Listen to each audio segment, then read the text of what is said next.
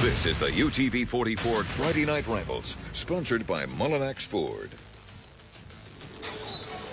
7A football tonight here on UTV 44. The Bryant Hurricanes, they're going to hope to keep the cannon quiet tonight, but those number 9 ranked Fairhope Pirates have been making some noise, especially offensively here this season, and it's our matchup tonight here on Friday Night Rivals. Good evening. I'm Jim Cox, my partner Dan Brennan, and Dan, Fairhope, there's a lot to like about this team. We're excited to see Riley Leonard you're going to talk about, but this Bryant team comes in and they know they're kind of in for a big test, but they feel, hey, we got to do what we do. We got to be smart.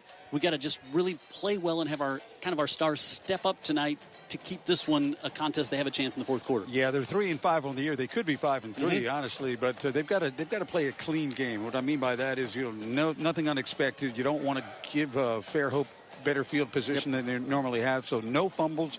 Not a lot of penalties. Keep it clean. Stay in the game. Sometimes when we do maybe games 4A or 5A, even 6A, you see players playing on both sides of the ball and kind of all in the field. You don't see it as much in 7A, but boy, we're going to see it with a special young man tonight for the Bryant Hurricanes. Aiden Adams does everything. We got a chance to meet him in the pregame. Great young kid and really good player, too. Kind of dynamic when the ball's in his hands. So not utilized on offense as much, but he'll have it in punt and kick returns and things like that. Good defender on the other side, so he'll try to lock up one of those receivers that Riley Leonard is looking for. Yeah, one of the leaders of this team for sure. He plays all sports, football, basketball, baseball down there in the Bayou. But I think the one athlete that we're all really excited to see tonight, everybody on the crew, you and I, those watching at home, quarterback for Fairhope. We've seen him since he's a sophomore starting here, but he is a special, special talent tonight. Yeah, he's got to be a lot better than he was, and we've seen him develop and get better. And it came down to Nebraska and Duke for the services of Riley Leonard. He's also a really good basketball player. I saw him play last year against McGill. He's a great athlete. So Leonard, accurate with the football, can tuck it and run when he needs to. You can see this is a highlight during his junior year against Theodore. But the stats tell the story. He's got it all. And we'll see how well he plays tonight. My suspicion is he's going to play very well. Leonard, you don't see a lot of quarterbacks that are 6'3", pull it down and run it as often as he does. So he can do it with his legs and completing 71% of his passes. So he's going to be a fun one to watch here tonight. The Pirates, they're going to go to the playoffs, and Bryant continuing to kind of building blocks and trying to grow their program again down there in the Bayou. We'll talk all about that tonight as we get ready for Friday Night Rivals tonight. We are in Fairhope. We're at Majors Field for a 7A matchup between the Pirates and the Hurricanes here on UTV 44.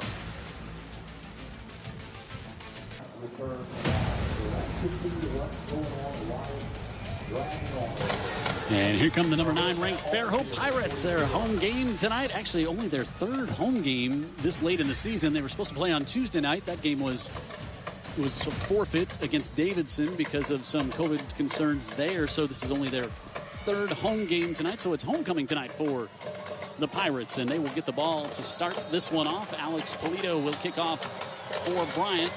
Ramon Bradley, David Sampe, and Cone back deep in a short kick, and a fair catch called for at the 35. They did not want to put it anywhere near Bradley back there, who's already taken one back for a touchdown this year. So this Fairhope offense, led by the Duke commit at quarterback Riley Leonard, will come out here tonight averaging 26 points a game. Pirates are 6-2, 3-2 in the region. Coach Carter, 6th year here at Fairhope. See what he's done. Of course, we got to know him when he was the head coach up at Auburn. Time flies, 6 years, huh? Yep.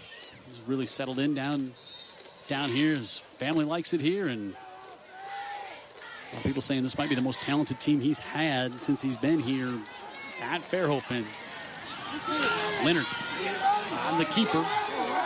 Leonard turns the corner, and he's wrestled down at the 47-yard line, a gain of 12, and that's good for a first down. Dylan Smith, Owen Vanderwall, Jason Jarrell, returning starter on offense, Park Painter, and Logan Lanacek. The offensive lineman for the Pirates, Pratt Turner. Keep your eye on Ramon Bradley. He's already got 38 catches this year. Cohen in the backfield, Matthews and Viper on the outside. Matthews also a lot of grabs, 24 from Riley so far this season. He looks to put it up in the air, has lots of time, and now floats it looking for Bradley, who fell down, and it's picked off at the 19. That is Aiden Adams, his third interception of the year. We had him on the pregame show. Dan highlighted him to start the season, and it's only the third interception in 143 passes this year for Riley Leonard. But Coach was saying our big players got to step up in a game like this, and this guy does, Dan Brennan. Leonard gets a little lazy there, throws it without setting his feet, and look what I found right there with Aiden. Bradley kind of got his feet tangled up, fell down, and so a turnover. And Coach Aiden was talking about on the pregame show. He said, you know, every game I've been here, if we win the turnover battle, we win the game. And a big stick there as Brian Sledge, the senior, makes the big stick coming out of the backfield as Ewing dumped that one off. And Sledge, the senior, who's forced a couple of fumbles already this year, had his eyes on number 3 with that big stick. Yeah, he was paying attention in film study, wasn't he, Jim? He saw what was coming, and he was all over it. Loss of 1. And Ewing, this time he'll give it off. Huddleston. 160 pounds. There's Coach Doug Hain. Great chance to get to meet him this year. He's really trying to get things turned around there at Bryant.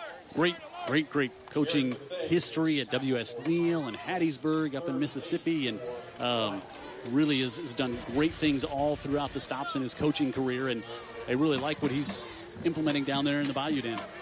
Yeah, he had a great, legendary career in Mississippi.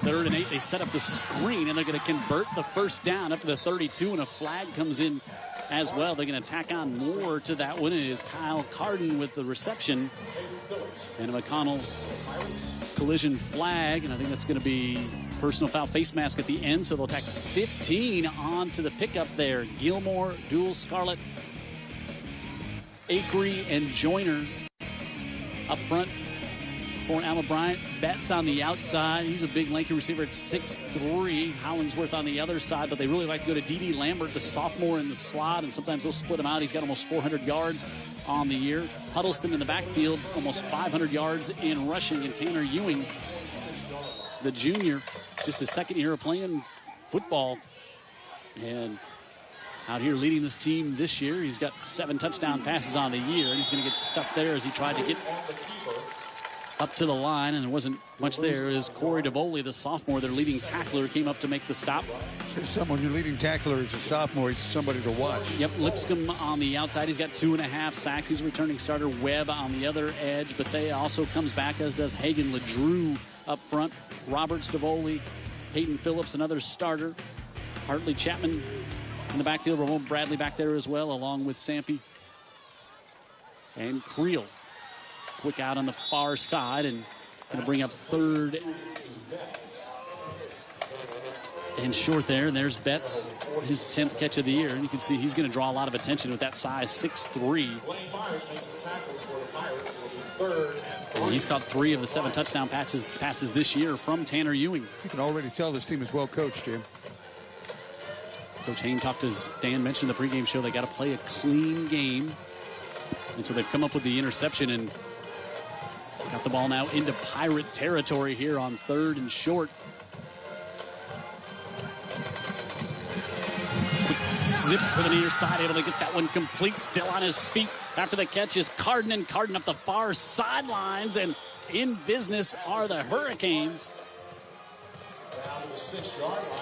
39 yards on that one.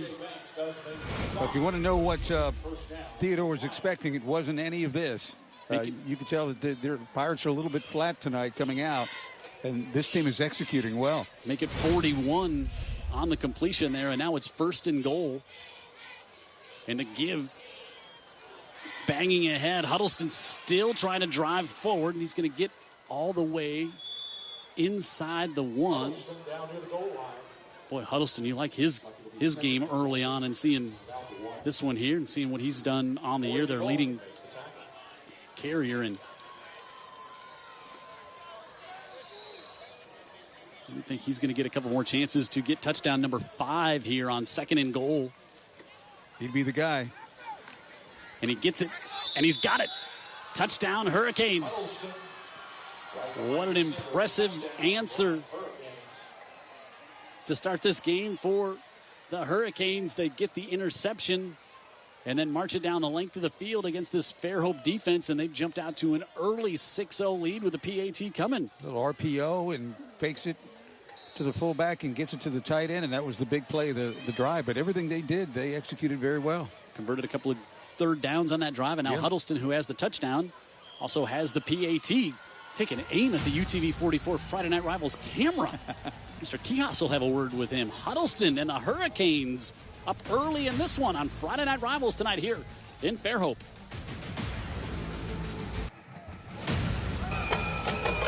You're the Hurricanes. I don't think you can ask for a better start to this ball game than what you have 4 minutes into this one, Dan Brennan. No, not at all.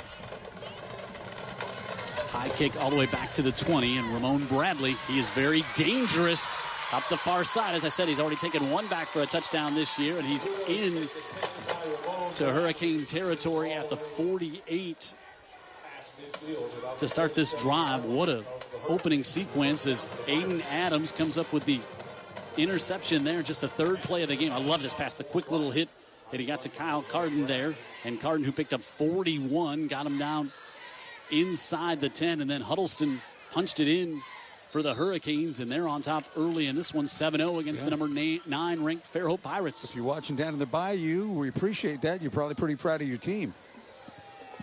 82 yards on the drive, and now Leonard on the keeper looking to get to the edge, and he will. Boy, he's so big, and he just glides, and those long strides eat up a lot of ground, and it's going to be another first down up to the 31 here as he picks up 16. And see what Leonard has done this year. And, of course, as we talked about, he only had, the 2 interceptions coming into this game, completing 71% of his throws. But his first one through the air tonight was picked off, and that set up that drive as we just saw there for the Hurricanes. Inside give now to the 29 for Cohen. For Leonard, it's quite a compliment that Scott Frost, who was a championship quarterback at Nebraska, now the head coach, picked him to be like, you're going to be our guy. Yep. And Riley ended up saying no thank you and accepting an offer from Duke. 2nd and 6 on the keeper to the outside. Leonard going to get strung out and pushed back. He might lose a yard as Adams was over there working on the contain, and also there to force him out is Carden. It's a really good containment from Adams and Carden because the big guy can run, and they shut that one down. He's one of their top tacklers on the season, as you can see. The job he's done so far for the Hurricanes here in 3rd and 8 now for the Pirates. Leonard pulls it down, wants to take off, and he makes a move at the 30. He's going to have the first down and more as he gets down inside the 10. Spins, goes for the pylon. Did he get in? He's going to be out at the 1. 29-yard pickup for Riley Leonard. You get a good look inside the face mask of that young man. He was the guest on our pregame show. He's got to make some elusive moves here too, Dan Brennan. Yeah, he's leaving people behind there. There's a couple. Ooh, wow. I think that's in. I think no replay in high school. So that would be reviewed on Saturday or Sunday. Yeah, it would. And it would be reviewed and overturned. Instead, he only gets to the 29, and now he'll just walk this one right in for the touchdown. A shootout so far here in this one. And it doesn't matter. Even if you know it's coming, you still jump here when the cannon goes off here at Majors Field. 7-6 now as we await the PAT. And there's, we joked in the pregame show, like right out of Central Casting when the Disney folks are doing a movie that involves a high school football player and a quarterback. This kid is living the small town dream, isn't he? Yeah. And Freer sneaks that one just inside the near upright, and he's still perfect on the season. And Leonard and the Pirates have tied this one up. 6:24 to go in the first.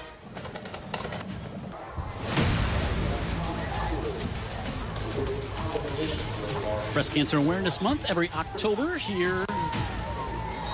And the Fairhope cheerleaders showing their support. And they got to use those pom-poms to celebrate the touchdown there from Riley Leonard and his team. As now Luke Freer, so all season he's only had 3 kicks returned that didn't go out the back of the end zone. Amazing weapon right there, huh? Yeah, big weapon, and he's only a sophomore. He's a junior, actually, so he's going to be kicking somewhere on Saturdays. Look at that quick drive, and boy, you saw what Leonard did, and you have to think on that far side, the Hurricanes or the defensive folks are saying, okay, we've got to try to figure out some kind of adjustment to make to slow Leonard down from keeping the ball. BLP, Mobile Paint, School Colors Cam. Here on a beautiful Friday night in Fairhope, week 10 of the high school football season. Ewing, some pressure, slings it to the near side. He's got it complete up near the 39.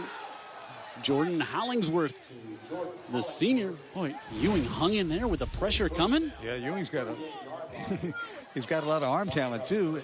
Great throw there. It's hard to believe he's a baseball player and has only played football now. This is just his second year. Yeah, he's a serviceable quarterback for sure. Picks up 19. Inside give this time. Pirates with good penetration there, and Huddleston didn't have anywhere to go, so he'll lose one. That's where the Pirates have got to win the battle, Jim, up front and establish that they are the better team, especially defensively. Wordavoli having a great season so far. Their leading tackler, as Dan said, when your leading tackler 7A football is just a sophomore. Out of the backfield. Harden able to get that one, his 3rd catch of the night, but it would just be a gain of 1 and 3rd and long coming up as Dylan Roberts, the senior, came over and made the stop for the Pirates.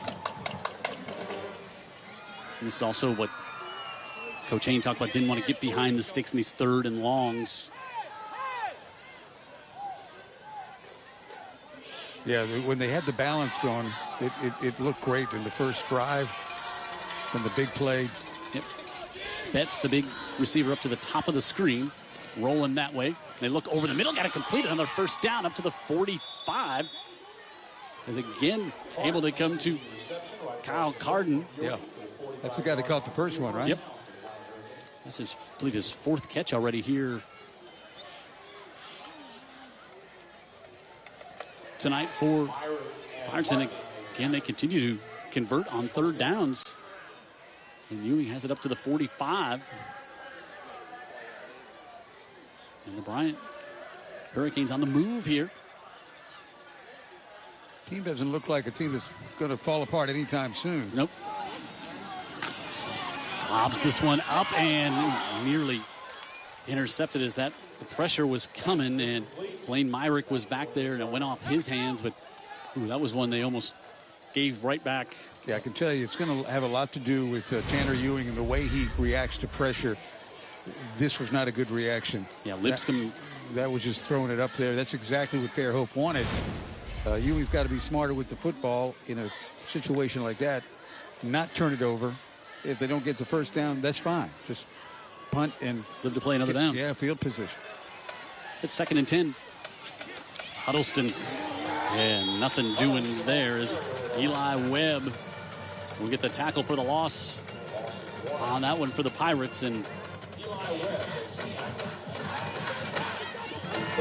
looks like it just early on might be a bit of a tough matchup. Offensive line for the Hurricanes against this defensive line for Fairhope, at least early on we're seeing that. That's what I'm seeing for sure, and that's where it looks like Fairhope's strength is up front. So a loss of 1, 3rd and 11. They're going to set up the screen, and that one broken up. That's Malik Hoyt. The senior was in there, and that was Bethea who got a hand on it, and he read that screen very well. Yeah. Saw Bethea last year. He plays an interesting role on the basketball team as well as quite a fixture in the middle of the offense. Yeah, he's returning. Started their second leading tackler, and so force a punt from Polito, and Ramon Bradley, who's also taken a punt back for a touchdown this year. Watch this one bounce, and you can hear the Fairhope coaches, and as Hawkins was really close on that one. Hey, if you want to reach out to us, you can email us like Fred Riley's already done to comment on my haircut this week.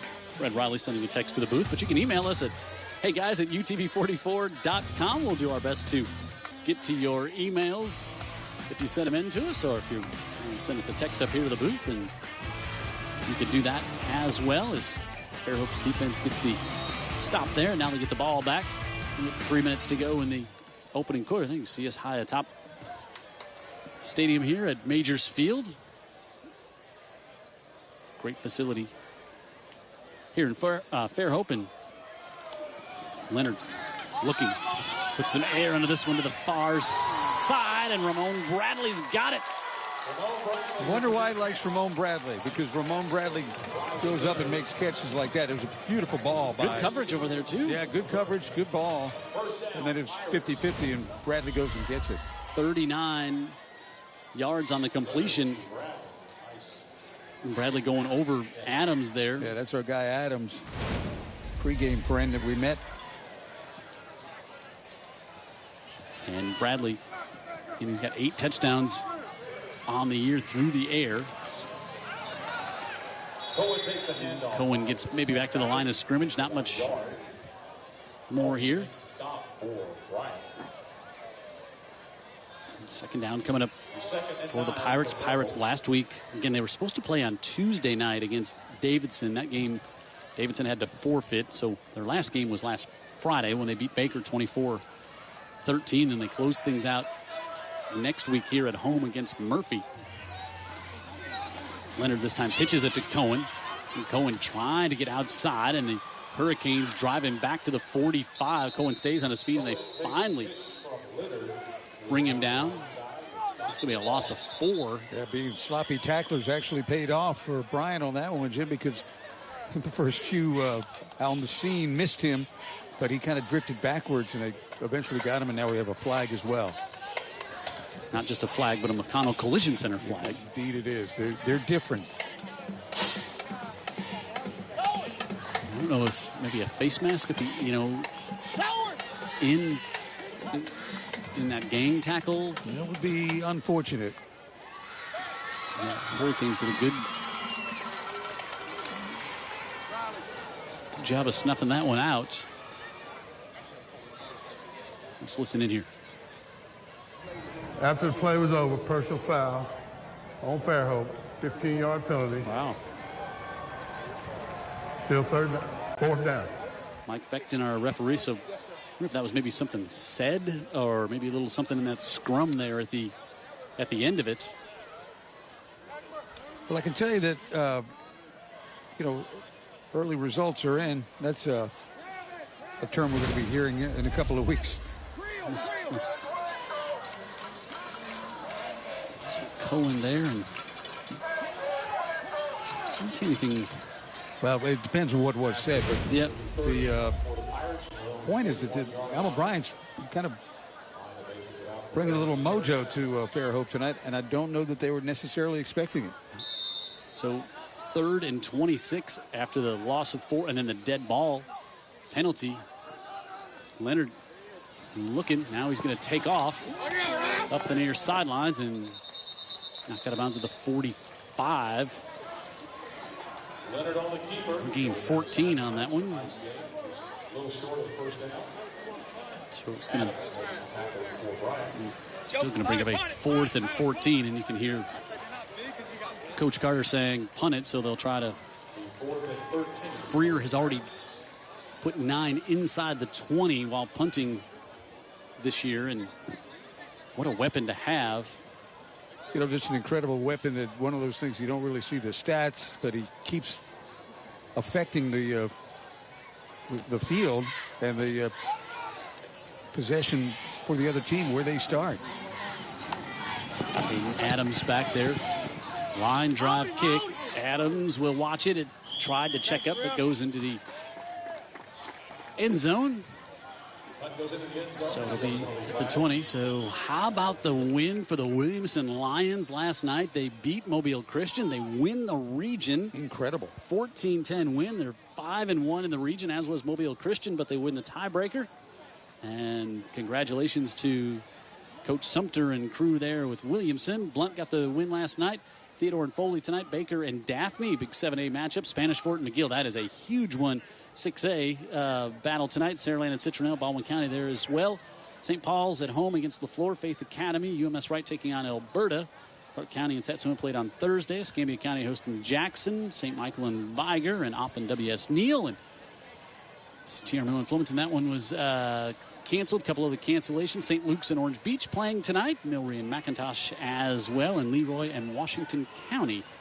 A busy slate of games and even more.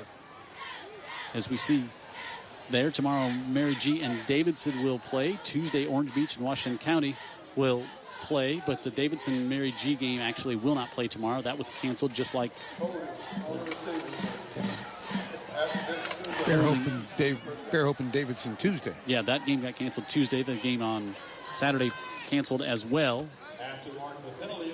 All right, so all of those games. We're glad you're watching this one here tonight. Jim Cox and Dan Brennan, our great Friday Night Rivals crew. Jared Kihas and his great team here bringing you this one. Bad break for Bryant. They let the ball bounce into the end zone. They're going to get it at the 20, but a holding call. And boy, you hate to get a hold when there's no return. Yeah, exactly. They didn't have a return set up. They had no intention of returning it. And not a good penalty.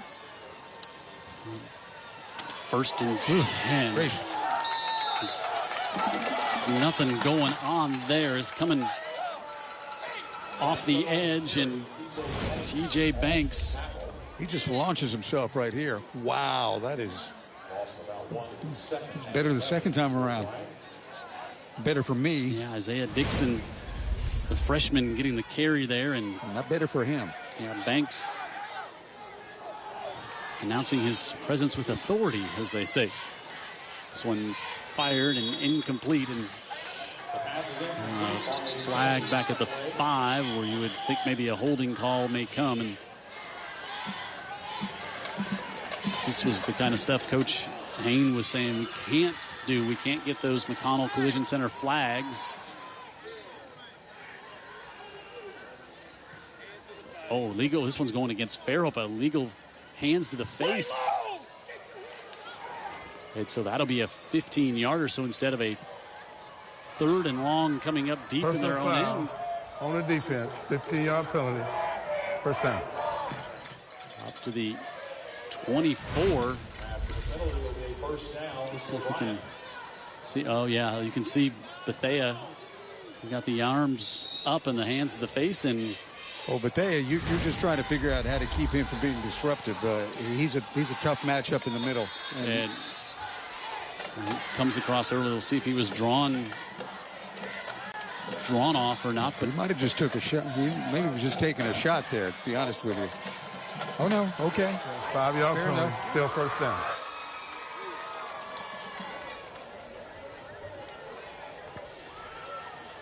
Good turnout here for the student body at Fairhope. And so this will be 1st and 15. As you can see, we're inside a minute to go here. Ewing takes it back off to Franklin on the carry, right at the middle. Gain about 1. Alvante Franklin. Yeah, you can see that middle, the middle of the Fairhope defense is tough to do a lot of business. They've got good athletes up front and just disruptive kind of players that end up in the backfield. Just gained 1, so 2nd and 14.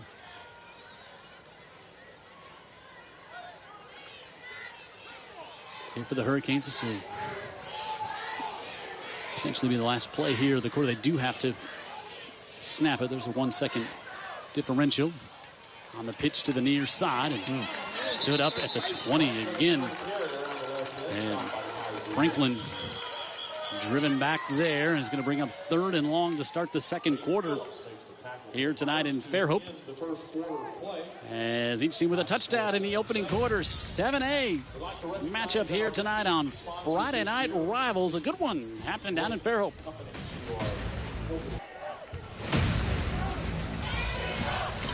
Ready to start the second quarter here tonight in Fairhope. 3rd and 14 for Bryant Hurricanes. Oh, Tanner Ewing, excuse me, fired that one off. A little miscommunication between he and the intended receiver there, as we saw what happened in the first quarter. Great first quarter by Ewing, 94 yards through the air, and his favorite receiver was Kyle Carden, as he had those 4 catches for 66 yards, and Leonard just 1 of 2 through the air, but 68 yards on the ground. And Bradley, his favorite receiver all year, again tonight. And speaking of, he'll stand back at around his own 45 to take this Hurricane punt. Short kick, but it's end over end, bounding high, and Bradley, Dan Brennan, he just wants to pick it up, but instead it goes to the 36, and that'll bring us to our trivia question here tonight, Dan Brennan. All right. Name the 2 head coaches who have been both the head coach of Alma Bryant and Fairhope High School. Well, I know one. I know one. One comes to you like that. Yes. That's why the trivia question is not name one of the 2. Is the answer one? It's name the 2. So you've made it more difficult, haven't you? Yes. As the season goes on, everything's tougher this time of the year. Yes, this is exam time, isn't it? Yes. And you and I had about the same level of success on exams. So good luck on that one. We'll tell you about that in the second quarter.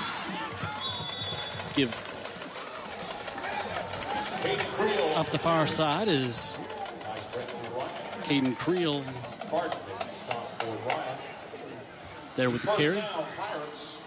He gets it up to the 47.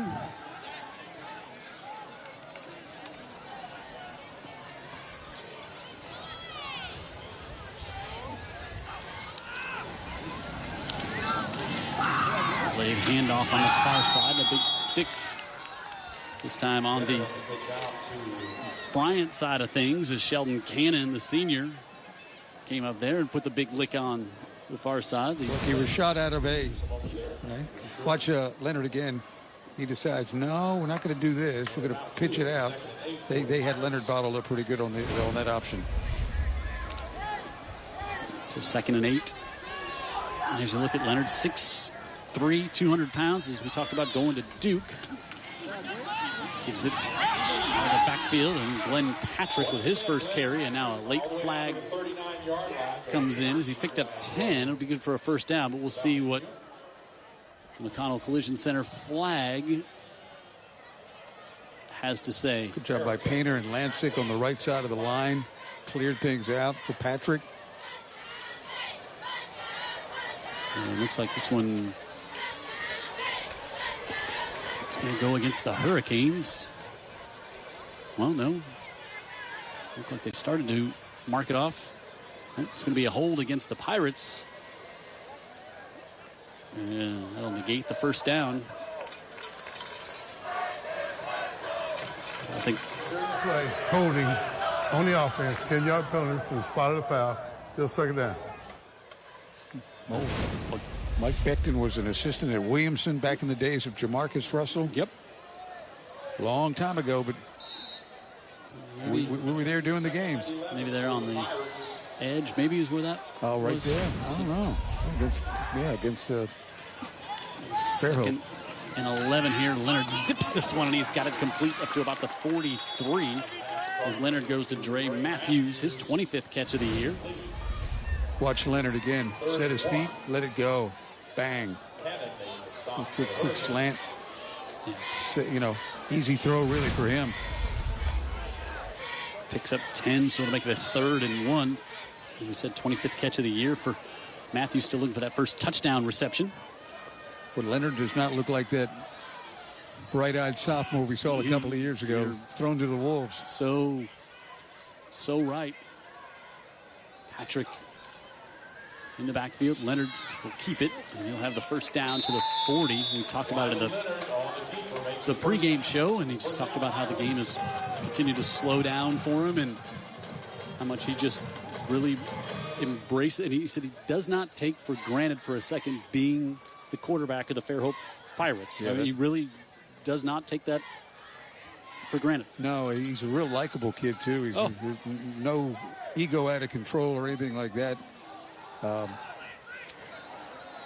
got a little story about that. From the 40 to get it to Bradley, who's such a playmaker, and Lone Bradley gets stopped there for a loss of 1. Quarterbacks come and go at high school.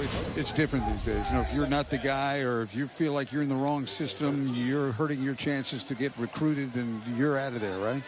And Leonard has been very loyal to Carter and the staff, and even in the toughest of times, he would just come in and study harder. Never talk of, I'm going to go somewhere and play. Leonard, first option taken away, so now he wants to pull it down. A little straight arm, and it's pulled down about the 40, and now a late flag comes in, and you can hear the Fairhope coaches calling for a face mask, and it looks like they'll get the McConnell Collision Center flag, and Huddleston might have been the guilty party there, but I mean, he's at all of 6'3", and you're just reaching and trying to grab, and he's got those long arms to try to fend you off as well. I've got a feeling he may not be done growing either. You know, he looks like he's still got a baby face, like he's still got a couple of inches left in there. So they're going to be offsetting here. Let's see if... Personal foul, face mask on the defense. Personal foul, face mask on the offense. Those penalties offset. Replay, second down. Yeah. I mean, it was right on cue for both of them, and I think you saw maybe a little bit into the personality of Leonard as he was smiling, looking back at Huddleston. Yeah. That play had a lot of symmetry to it, didn't it? And in an offensive way, a penalty way, but you rarely see that get called on the offensive player, but they had no choice. Kind of grasped it like he was getting ready to start a lawnmower, so he kind of had to call that one, I think. Leonard delays on the screen, able to get it to Patrick. And Patrick will get a couple, but good job by the Bryant Hurricanes again. Sheldon Cannon there as well. Back a little bit to Leonard. You know, when Coach Carter was talking about he and Joel Williams, longtime assistant at the collegiate level and offensive coordinator now here at Fairhope, being up at the whiteboard and drawing up plays and talking on the phone, and it just loves that part of it. But Cannon has been impressive on the defensive side of the ball for the Hurricanes here. This one to see if they can get a 3rd and 9 stop. Leonard, the pitch to Patrick. Patrick trying to turn it up the corner, and you can hear that one as Aiden Adams closed in. Cannon was there as well. And he's going to be a little short of the first down. Well, Adams will stick his nose in there, won't he? Not afraid. Ooh, he delivered the big hit at 5'10", 160. That assassin smile. We just said, great smile on our pregame show, and Milburn delivered the big hit there, and it's going to be 4th and all of 3 here for the Pirates. Leonard steps up, looking to scramble, still looking downfield. Pressure coming, and just floats this one up, looking to get his receiver behind him, and he's got it for the touchdown. Pratt Turner, his first touchdown of the year, his 5th catch of the season. You know, and how about keeping the eyes downfield, making the play? Yeah, he made a great play. And to be honest with you, the Hurricanes didn't deserve that. They did everything right defensively right there. Just a very resourceful quarterback in Riley Leonard. That's how you're a hometown star. That's how you're the face of the program, and he certainly is. It almost looked like he was maybe just throwing it away, but instead saw that Turner had got behind the DBs. And watch it again. He's really pinned. He's got nothing going here, but he realizes where Turner is, and he gives it a shot, and that shot is good. Touchdown Pirates, and they take their first lead of the night here on Friday Night Rivals.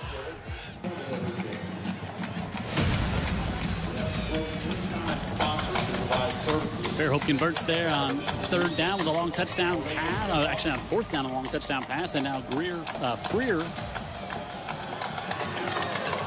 with the big leg, continues to do what he's done all season. That was real close on that touchdown as to whether Turner was in there, but he gets the 34-yard touchdown reception, his first of the season, and 15th touchdown pass this year for Riley Leonard. 64 yards, 4 minutes, 44 seconds in our BLP Mobile Paints School Colors Cam. You see lots of pink here for Breast Cancer Awareness Month here at the home stadium of the Fairhope Pirates. And we'll see Tanner Ewing come back out. Bethea immediately with the wrap-up of Huddleston. It's going to be, tough sledding inside there with Bethea. Actually, that was Daniel Breed getting his first carry here tonight. So we'll see a lot of running backs being plugged into that offensive backfield for the Hurricanes. They're all getting to know Mr. Bethea. And they're not happy about it. Check in there. Second. Yeah, he's the front desk. A little option here, the late pitch. Good job reading that one by Ewing as he went back to Breed. And teams, they're well coached. They execute pretty well. Leonard's made a couple of plays, and that's how Fairhope has the lead. But this group here from Bila Battery, they're going to give you what they got, and it's not a bad game plan, and it's not bad execution at all. Yeah, Breed got the first down there, but really good patience shown by Ewing. Now he's looking to roll out. Does so to his right.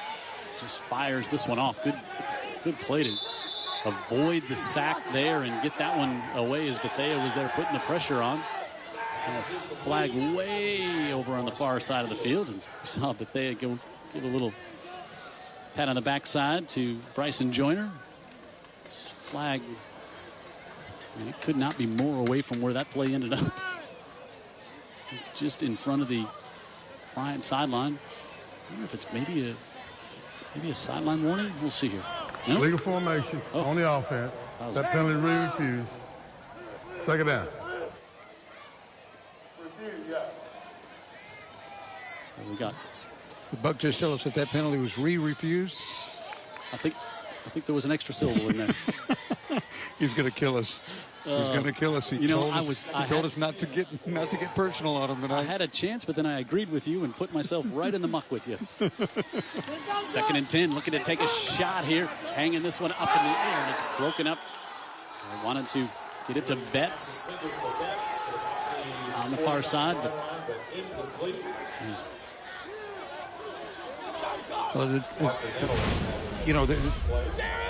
trying to execute a bunch of nickel and dime plays is going to be tough against Fairhope. They've got to take some shots every now and then. They had one-on-one coverage, and Betts doesn't get it, but it's not a bad thought. Yeah. Tucker Klein back there in the coverage.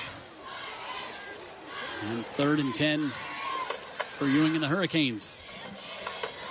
Going to hang this one up and just trying to get Isaiah Dixon, the freshman, there, and it's going to bring up a 4th down. And Coach Carter, he's a Monroeville guy, and Scott Croft, who grew up with Coach Carter and known him long time from Monroeville, now lives down here, and he's watching the game tonight. Enjoys watching us, and especially when he gets to see Coach Carter, his longtime friend from Monroeville, on the Friday Night Rivals game of the week. And Ramon Bradley back at the 35 to receive this punt. Polito, high end over end kick, and again Bradley's going to let it bounce, and he'll take it at the 31. Makes the first man miss. Now another across the 40. And Bradley up to the 45. They just have ice water in their veins when it's coming, don't they? It's amazing. I mean, when you have that kind of talent, you're just anxious to grab it, and you think you're bulletproof, really. So we'll take a timeout. 4.5 to go here in the second. Fairhope on top by a score, and they got it back, and they get good field position at their own 45 after this on Friday Night Rivals. 4.5 to go in the second. Jim Cox, Dan Brennan, Jared Kihas, and our entire UTV 44 crew here tonight as we get you ready for late second quarter action here. We got folks watching all over, including Carl Kihas, who is watching in Kansas City, and he's made some adjustments to his setup now. He's got it on the big screen inside. Speaking of inside, the inside give here to Creel, and he'll pick up about 6. Carl Kihas always watches in Kansas City. He's a proud dad of what his son does to put these games on the air every Friday. He should be. His son does a heck of a job getting ready, and the whole crew worked like crazy to make this stuff happen. Pickup of 6 on first down, and the give going to be good for a first down here for Pirates is Cohen. On the carry. Gain about 5. Cohen is thinking there's a little extra mustard at the end of that play, and he was letting the referee know that he didn't appreciate that from a Hurricane in particular. Giving him the business down there at the end of it. Yes, he was. 46. Bradley. Good job by the Hurricanes to read that one in Huddleston. He knows a little bit about that little swing pass out of the backfield, and yes, he does. He read that one and made the stop. Yeah, there for no gain. A lot of these guys are going both ways for Bryant, but they've given Fairhope everything they wanted to hear in the first half. There's been a couple of big plays by Riley Leonard that's given the Pirates the lead, but if 13 didn't jump on the bus to get here, they'd be in a little trouble tonight. 2nd and 10. A low snap. And it picks up, looks like he wanted to take a shot down the right side. And throw this one away. Good coverage over there by the Hurricanes DBs, and bring up 3rd and 10. As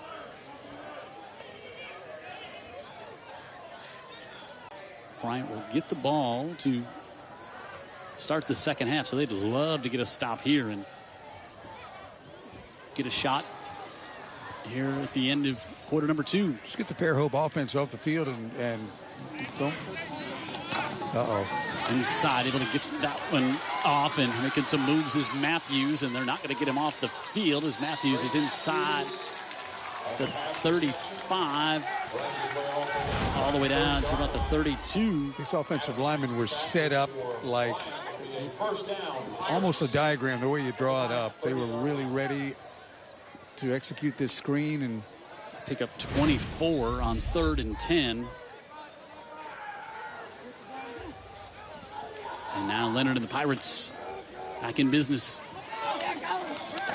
Trying to turn the corner, staying on his feet inside the 15. Cohen, a little different look there on that one. And Cohen picks up another Pirate first down. Block right on the edge, and I don't know if it was holding or if the player was, it's our guy. No, it was further in, but I don't know if it was holding or the player was just feigning being held. All the way down to the 14. Cohen pushes ahead to the 10. We approach 2 minutes to go here in the first half. They're hoping no hurry right now. They're right where they want to be. Brower makes the tackle on that last play. 2nd and about 6 coming up. There's 6 for Pirates. dancing. You know, he kind of looks like a young Phillip Rivers. He does look like a young Phillip Rivers. I agree.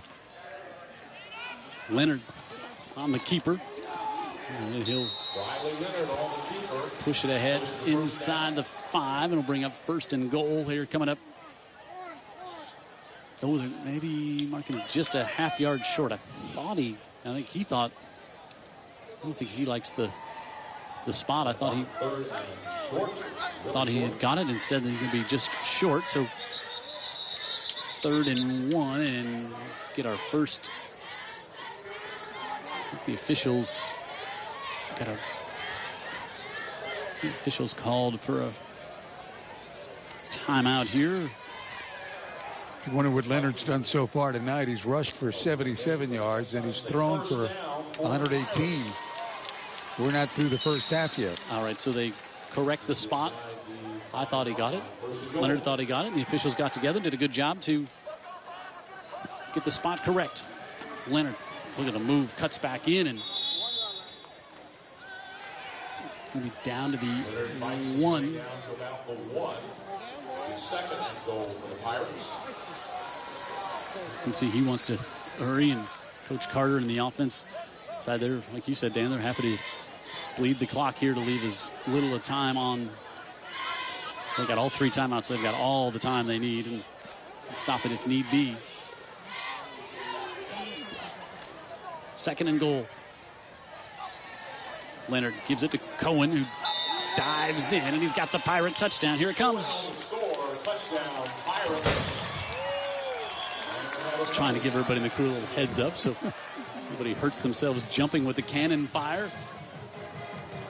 And Cohen with the score. And good push up front by the Pirate offensive line. And that's 3 consecutive scores for the Pirates with just 41 seconds left here in the second. Riley Leonard's been as advertised, huh? Yeah, he's fun to watch and fun to root for. Great, super likable kid is.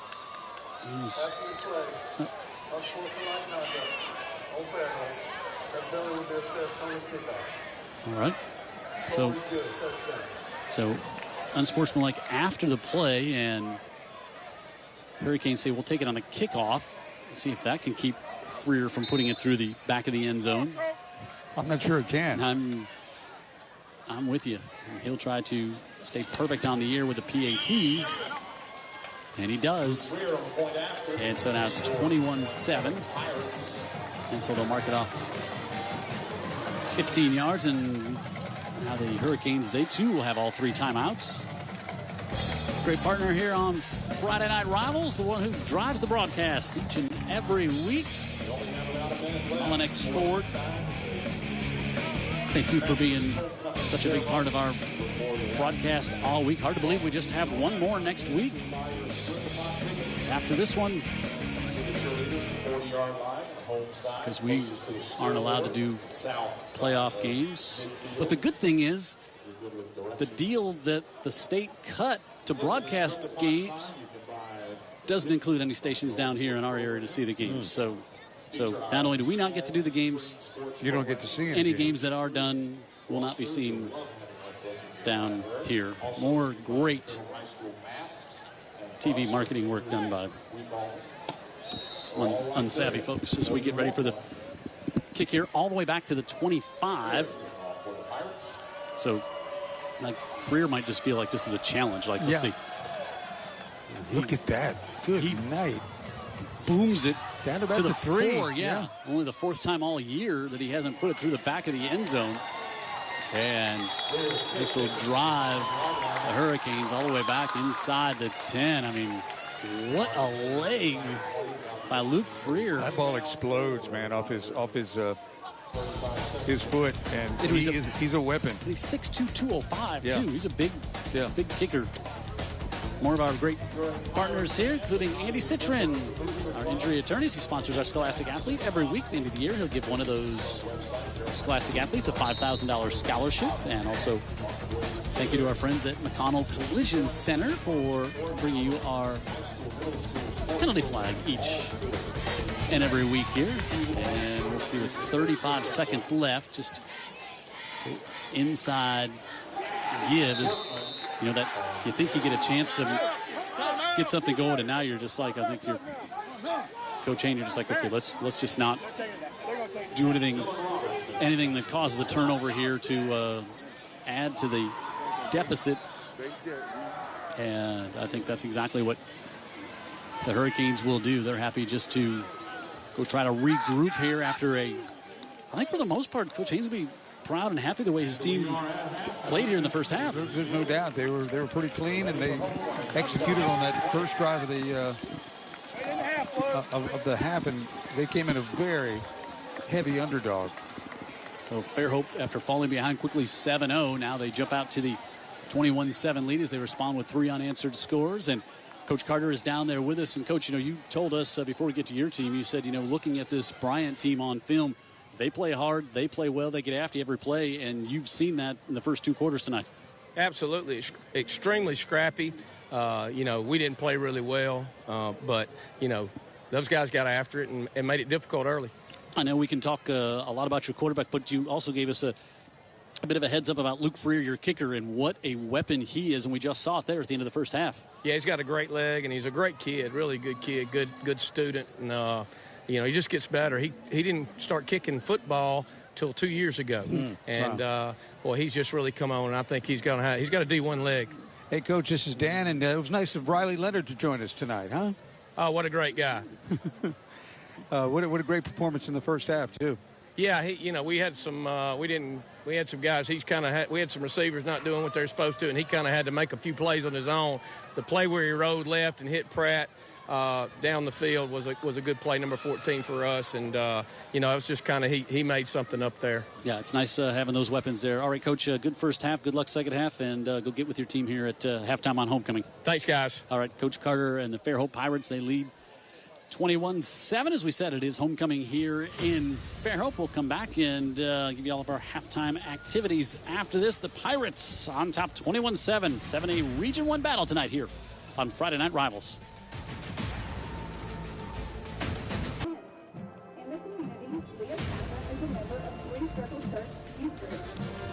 See our homecoming score here for the Fairhope Pirates, 21-7. They lead Bryant. At the end of tonight's game, we're going to give you 3 players to select as a player of the game for this one tonight. And we've already had some, of course, who are jumping out. But last week, we had a great game up at Blunt. And Jarvis Williams, the running back, we've been watching this young man for a while, Dan. And he is, again, one of those special running backs that we've seen in a long time on Friday nights. Yeah, I think last time we talked to him, Troy was his destination in college, but he still got some football to be played at Blunt. Let's see how well they do in the playoffs this year. But he had a nice game last week. I know over 100 yards rushing in a 1-point loss to McGill Tulane. But he was somebody we highlighted before the game, and he delivered. Yeah, came over and talked to us before the game as well down in the field, and see the touchdown there. And he helped lead Blunt to victory last night. It was a tough loss they had last week, 1-point loss to McGill. And our player of the game each week brought to you by our friends at Herc Rentals, one of the nation's leading rental suppliers with over 275 locations in North America. Small hand tools, construction, big equipment, whatever you need, whether you a big contractor or maybe just a DIYer on the weekend at your house, Herc Rentals can help you out. So go to utv44.com and vote after tonight's game when we give you our 3 players of the game selection for this one here. Halftime on the Eastern Shore. The Pirates, after falling behind 7-0, scored 3 straight touchdowns to take the 14-point lead here at the half. Representative for the senior class.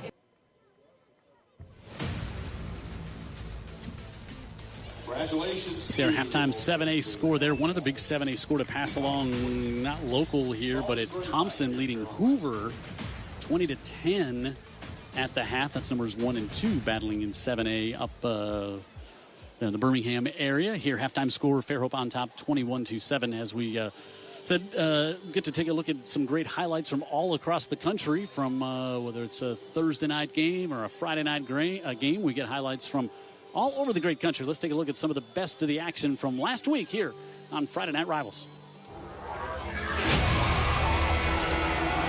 305. Adams to the end zone. Caught! Oh, my! With a one-handed catch. A falling down one-handed catch. That's going to make ESPN's highlights right there. Look to answer. Shorts. Steps up, throws. Gets intercepted by the Monarchs. And on the return, Sabutka. Ball's knocked loose. Picked out of the air by Menendez. He's aggressive, despite potential consequences. Here is Hurt. He's looking to throw back of the end zone, wide open. And they'll start with Hewitt on the move, and he is swarmed and dropped. He's coming over the middle in a dangerous spot, able to get that one off complete. He's got the first down up to midfield and more. Still on his feet, breaking tackles is Armani Diamond to the 15-yard line. He's going to go with trips to his right. He rolls that way. And now fires deep. Got a man wide open. And what a catch! Touchdown! Colton Beams, Colin Edwards. Back to receive. They kick. Roll. Drop. Ball on it. Be careful. Here they go. How about turning that into something? A huge return for Brighton. And not dragged down yet. He's going to the end zone. Oh, some great highlights from all across the country, including Armani Diamond with the big catch, and then the penalty afterwards for the Gronk-like spike at the I conclusion. don't think you should do that. No, great highlights from all across the country with what's going on Thursday nights and Friday nights here on all these great high school games. Our Scholastic Athletes of the Week, of course, brought to you by Andy Citron Injury Attorneys. We'll start on the Bryant side. Savannah Creel, a 4.96 GPA, 29 on the ACT. She's a 2-year captain of the volleyball team. She's a Student Government Association class secretary, National Honor Society, Azalea Trail Maid, a honor roll, so many things there. And she's doing the dual enrollment right now at Bishop State. She wants to play college volleyball on a pre-med track, then going to study oncology. Wow. Impressive young woman there. So, Savannah, congratulations to you.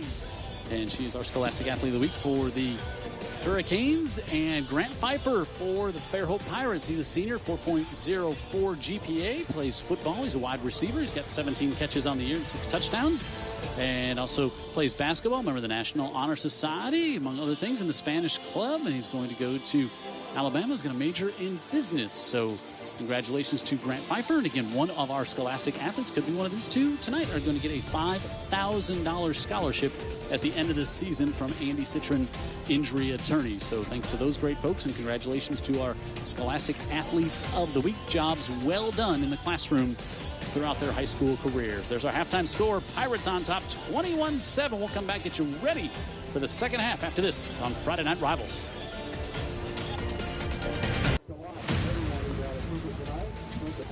See you next week. We'll do it all over again. Halftime 21-7. Fairhope leads Alma Bryant. Alma Bryant jumped out to a 7-0 lead, and then the Pirates ran off 3 straight touchdowns. And I think, Coach Carter said maybe they didn't play great coming out, but I thought a little bit of the Hurricanes coming out, maybe punching the Pirates a little bit in the mouth to start this one. I think that's he got mixed up between did they play well or did the Hurricanes do their thing and play pretty well, but they did. And also there were some mistakes offensively. Riley Leonard turned them into touchdowns anyway. That's how good he is. So we'll see if they're a little cleaner in the second half. After an interception on the first possession by the Hurricanes, they're able to get it to Huddleston, goes on top 7-0, and then Riley Leonard does what he does well, and scrambled, and Dan talked about his rushing yards. We'll see those as well, but this one just keeping a play alive and making something happen. Yeah, making it happen downfield for a touchdown. Pratt Turner there with that one, and then Cohen gets in on the score, but just when you have a quarterback like that, able to keep things going, keep a play alive, and you can see 225 yards of total offense in the first half, and that's a big difference there. But this Bryant team, 93 yards through the air, they just have not been able to do anything on the ground against this front of the Pirates. And we thought that might be a bit of a challenge when we were just starting this broadcast. Yeah, and it has been. Yep, been tough to run either inside or get it going on the outside. But Ewing had the hot start, and then it's been cooled down a little bit there by that Pirate defense. But Carden had those 4 great catches in the first quarter for 66 yards, and Leonard there, 118 yards, 1 touchdown, 1 reception. He's also done it with his legs, and Cohen also helping lead that offensive ground attack for the Pirates. And the Hurricanes will get it to start things in the third quarter and kind of get the they need get some positive going here on this drive right out of the break. At least give Fairhope a long field they've got to deal with coming back the other way. Pirates will kick off to start the second half. A couple of their scores to pass along. Big one at the lip tonight. McGill leads Spanish Fort by a score of 7-0 at halftime.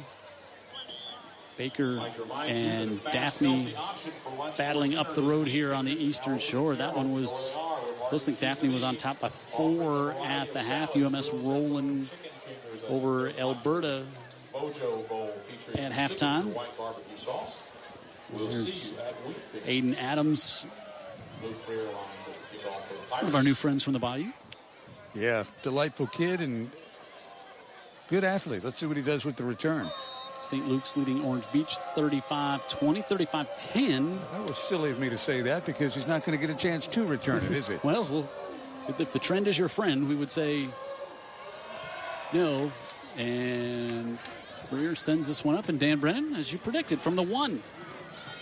Adams puts on the brakes and now bounces it to the outside. And how about this to start it? Is across midfield. Adams inside the 30. Not a flag in sight.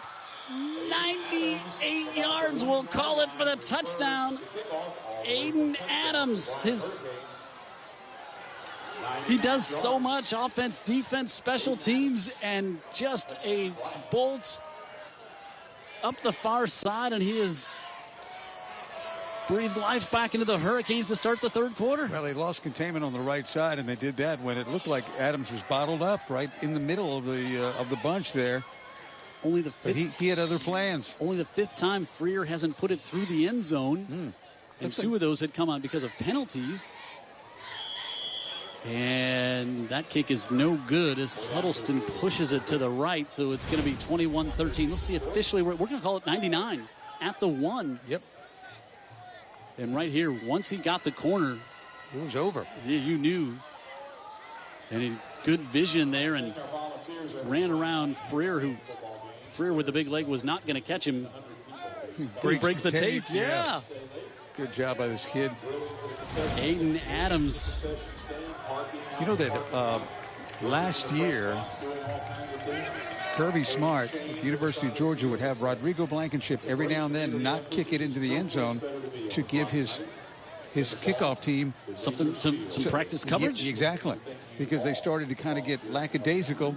So it was like, just don't put it out of the end zone. Let's go ahead and cover. So that's a great point. So if you think all year, that's only the 5th time that Fairhope has had to cover a kick, and we saw one just before the half there because it was a 15-yard penalty that Freer almost put it into the end zone as well. That's a great. The evidence would be they don't do it very well. It's giving up 20% of the kicks for touchdowns. Yep. That's where they're at right now. So, but I've never heard of that before. But that does make sense. Sure. Really, if you've got a kicker that generally kicks it through the end zone, and that's that. I mean, your kickoff team's probably not ready to go. At some point, the kicker's not going to hit it squarely. And right. High kick, bit of a pooch kick to the fair side at the 39. And so Pfeiffer, our Scholastic Athlete of the Week, makes the safe, smart catch there. And so here's what Fairhope's done. Got a great win to start the season against Spanish Fort. And then things just went all kinds of wrong up the road in Daphne. Lost there, beat Foley and Davidson, and got the win against MGM, and then lost a tough one to Theodore and beat Baker last week. And now they close things out tonight with Bryant and Murphy. So they're going to be 3 or 4 seed in the region. So they have to start off on the road as they give it to Cohen, who tries to answer Adams' big play to start things for the Pirates. And he's up to the 35-yard line. Picks up 27. Huddleston does make the tackle, but not before the first down for the Pirates. He's a little deceptively fast when he gets out in the open field, I think, Dan Brennan, because he's 200 pounds, but Well, he really moves well. Yeah, he does. And they've got a lot of different people that give the football to. Nobody hogs all the carries, that's for sure. Owen once again bounces over right at the middle. Really starting to create some lanes now for him to. Should be 2nd and 3. You know, he's getting to the second level before he gets hit now. Hardin makes the tackle. Picks up 7. There. Inside. Cohen again. And Owen once again finds his way down near the 20-yard line. The first down. I think there's going to be a lot of young men who feel the physicality of tonight's game tomorrow morning. You can hear it, can't you? Yep. Here's how things are shaking out in the region. Of course, we got Theodore still perfect there. Daphne at 6-1. Fairhope and Baker and Murphy all there trying to figure out how that's going to shake out at the bottom end of that number 4 spot. And Leonard with the keeper, yeah, going back to that so you can see the 2 are 1 and 2 are kind of sewn up here, but then you got Fairhope, Baker, and Murphy. Just figure out somebody's going to get left out of there, and Fairhope and Murphy have the matchup next week, and that'll be a big game. And Cohen with a big hit at the end of that play. Hard to believe that when we started doing these games, well, a little bit later than that, though, Davidson was one of the better teams in the state at the highest level of high school football. They challenged the big guys on a regular basis. Sure. They were one of the big guys, actually. Yeah, no, they play big boy football. Mm-hmm. They sure did on 3rd and 12. The backfield, Ramon Bradley. Now he changes directions, and he's going to be dropped back at the 26. And so we'll see Luke Freer come out and try the field goal. He's 6 of 7 on the year, and it's a good job by Adams again, preventing Bradley from getting to the outside. Yeah, he was there. Good job by Adams. So this is going to be we'll call it a 43-yard attempt here for Freer. He is 6 of 7 on the year. 4th and 16, so good snap. Look at that kick. That was good. From probably 50 if he needed it. Freer adds to the lead. It's 24. I was not expecting that one after the field goal. Yes, even on field goals. I jumped on that one. Pirates extend the lead to 24-13 here early in quarter number 3. Baron Lester, Paulette left. Leah Chapman, Peacock. Ella Pruitt. Luke Freer just hit a 43-yard field goal and extended the lead to 11 for the Pirates. And now Moore back to usual, puts it out of the end zone. Halftime score, pass along McGill Tulin, or I should say in the second half now, McGill Tulin leads Spanish Fort 14-7. Here's what Bryant said. They jumped out to the great start. They won the first 2 games against BC Rain and Mary Jude. Then they lost 5 in a row, and 2 of those really tight. The Murphy game by a point and the Citronelle game by 3. And then they bounced back and got the win against Davidson, and then they'll play here tonight. Then they go to Foley to close things out. But, it's tough in this. Like, even going 6-4 on the year, 6 wins doesn't guarantee to get you in the playoffs out of this region. First down play. That one incomplete. So much pressure in the face of Bryant defensively. Probably Bethea again, but he and LeDrew are a real handful in the middle of that line. Ewing just has not had a lot of time to get passes off here, and they haven't had a chance to scheme up many shots downfield. They took 1, but they got Betts lined out wide to the near side of the field, and they'd love to get a shot with him down the field, I'm sure. And Huddleston gets wrapped up by a whole pack of Pirates.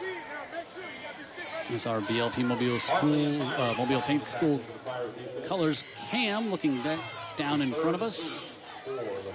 See lots of pink here tonight for, as we said, October, Breast Cancer Awareness Month. And Third down coming up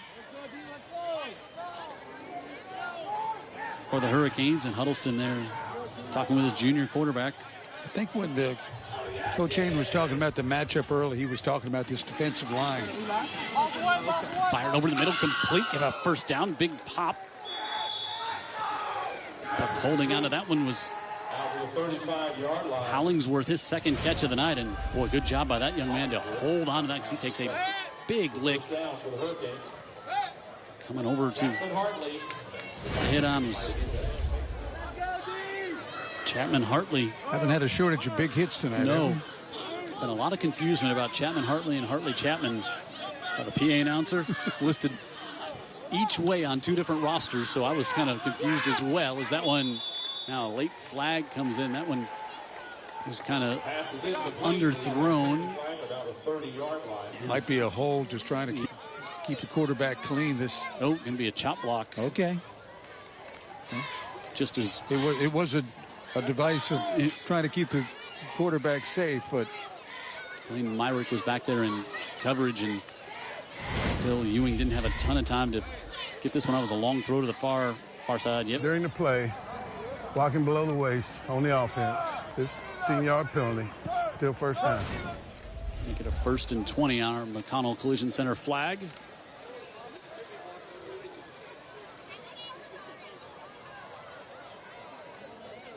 And backs this Hurricane team up.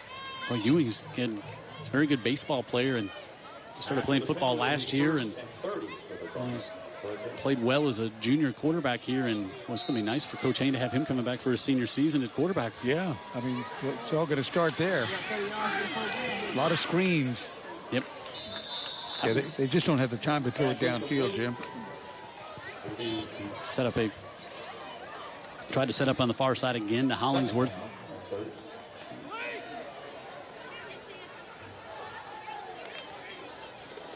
Actually, yeah, with that penalty, where was it? 1st and 30, now 2nd and 30. And this is just, I don't care what team you are. You don't have a lot of these to draw on to try to convert. Ewing steps up, wants to heave it down to the middle of the field, and incomplete. Is back there in coverage was Chapman Hartley. You just gotta try to make something happen here. And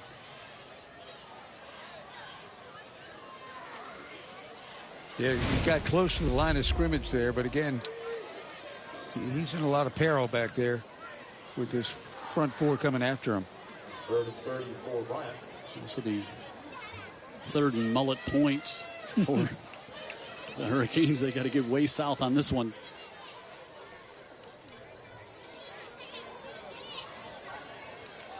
And Ewing lost the football. Not still loose all the way, and they're going to mark him down just outside the goal line. They were hoping for a safety, but wow, that's going to bring up 4th and 45. I think they just wanted to try a little misdirection, and then good job to stay.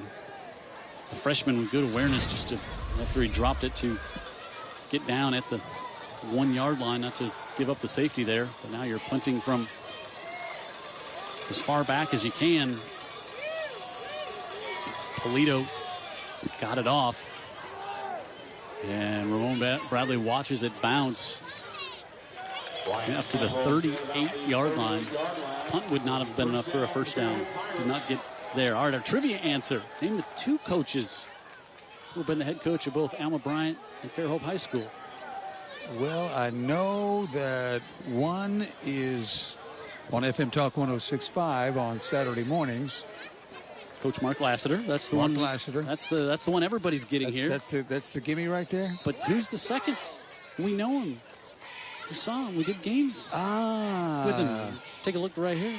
David Faulkner. Wow. And how about that? So we'll tell you about that again in a second, but Leonard fires incomplete. So Lassiter leaves the Bayou to come to Fairhope. Faulkner comes in, and then when Lassiter leaves Fairhope, Faulkner replaces him at Fairhope again. Wow. Yeah, just 1 year down there. Down there at Alma Bryant back in 2000 and I think it said 2001. I think we were there. And again, another exam, another failure. Leonard to Ramon Bradley. To the 31, going to be a couple of short first down as we approach the halfway point here of the third. Kind of showery a little bit on the way over here today, but it's turned out to be a really nice night for a football game. And 9th week of the year, we've got one to go and still really haven't had the big cool snap. It's coming. Cohen lumber ahead and Cohen on the carry. He's going to have the 28-yard line. Huddleston on the tackle for Bryant. enough for the first down. So first down, Pirates. 28 here. It's almost kind of feel like the will of Fairhope on both lines kind of starting to put their thumb down a bit here midway through the third down. I'd agree with that. Leonard steps up in the pocket, flips, and it's off the hands of Grant Pfeiffer. Also the fact that you've got a number of the Bryant players that are going both ways. There's just going to get wore down a lot quicker.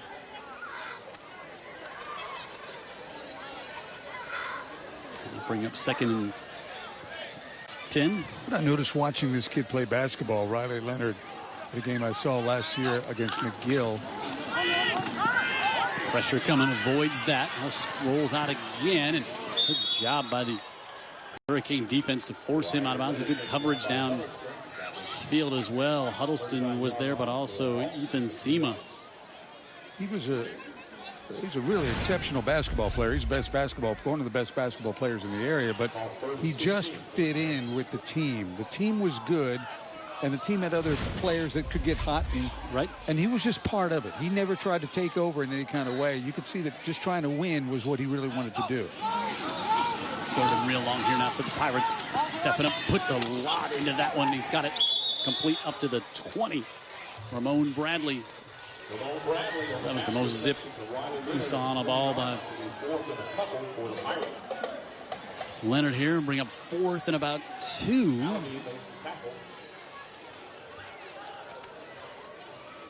And you were talking about that on the basketball team. Sometime when you're that alpha male quarterback, it's hard to do that because you're used to being the guy all the time. Yeah. So here we go, 4th and 2. Leonard, lots of green space out in front of him to the right side, and he's going to easily get the first down and more as he's inside the 10. He's all the way in for the touchdown. On the touchdown. 20 yards. Riley Leonard on the keeper, all the way in for the Fairhope score. Now, when the crew puts it on the screen, it gives us a little bit of a heads up. It kind of did, didn't it? Hit my head on the top of the tent here as I did after the field goal. So Fairhope extends the lead there, and Leonard with another touchdown scamper and got that one just in the outside. Boy, he had all kinds of room out there, and big smile, and Freer makes it 31-13. Fairhope on 4th and 2. Leonard strolls from inside the 5 there into the end zone, and the Pirates extend their lead here on Friday Night Rivals. And we also like to thank all the great guys. Fairhope pulling away a bit here. 31-13 is after the great defense to force a 4th and 45 and a short punt, just a 39-yard drive, and Leonard with the touchdown run there. It builds up the lead to 31-13. For the scores to pass along now. 7A matchup. Daphne pulling away a bit from Baker High School. Up the road here. Trying to get you that exact score, but 6A is this low bounding kick. Todd. Fairhope saying if they're going to get the onside kick. And they do. Yeah, they had it. I mean, there's no sense in really kicking it all the way down. It's going to go way out of the end zone. The personal foul penalty. Yep. that was assessed after the kickoff, and they've taken a shot, and now here's a chance to really put this thing away. Down to the 29 as Freer had that one, and then it saw it bounce up in the air, and the Pirates, I believe, at the bottom of that pile.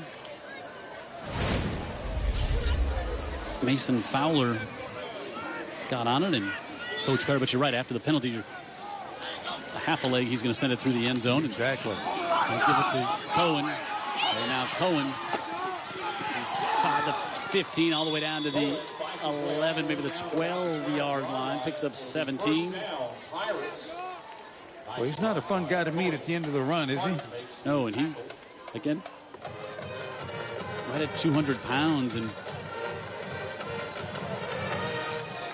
tough to bring down, and give it right back to him on that left side. And wow, look at the brakes he put on there.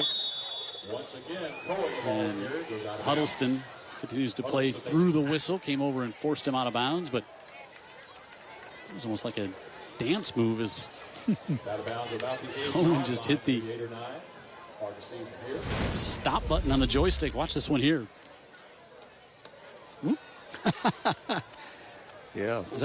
That's just got to be a touch frustrating when you're a defender, right? You would think, yeah. Now Bradley trying to get to the corner, and he decides to turn it inside and wants to get some contact at the end of it there as well.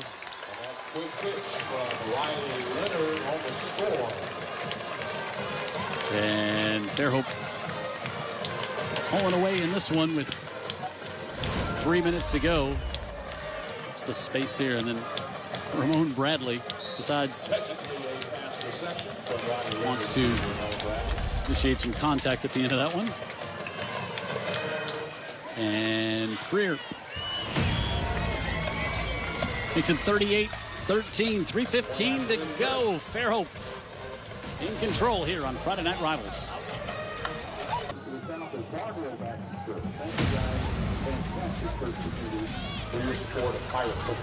Coach Tim Carter and the Fairhope Pirates leading 21-7 at the half. Have put 17 up on the board here in the first 7 minutes and 45 seconds of the second half after giving up the opening half kickoff for a touchdown return. And they're in control, and give us a second here to tell you about more of our great Friday Night Rivals partners, including Greer's Marketplace since 1916. And also Barrow Fine Furniture, again, a part of Friday Night Rivals this year. Thank you very much as you get a good look at the stadium here in Fairhope. And now